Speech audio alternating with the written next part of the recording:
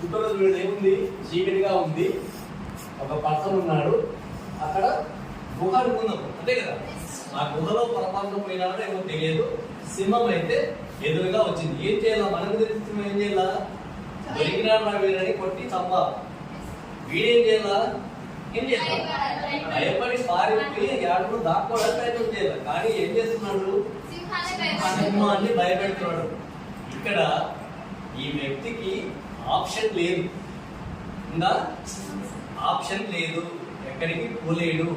కాబట్టి ఏం చేస్తున్నాడు, ధైర్యంగా కూడా కట్టుకొని సింహాన్ని ఎదిరిస్తున్నాడు. అవునా, అదే సింహం ఏమైంది, లాస్ట్కి భయపడింది. ఇప్పుడు అసలైన సింహం ఏంటంటే ఇది పరీక్ష, అది మీరు. ఇలా ఉంటారా, అలా ఉంటారా? ఎస్, పరీక్ష అంటే భయం లేకుండా పరీక్షను భయపడించేలాగా మీరు ఉండగలిగితే ధైర్యంగా.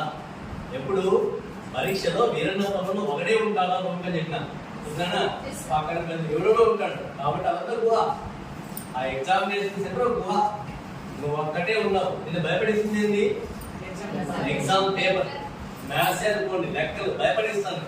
భయపడినావే అనుకో, సింహం మాత్రమే భయపడి లొంగిపోవాలి. పరీక్ష అదైతుంది, పరీక్ష అదైతుంటే నువ్వు సింహంగా ఉండేవాళ్ళు పోతావు, భయపడి చదువుతావు.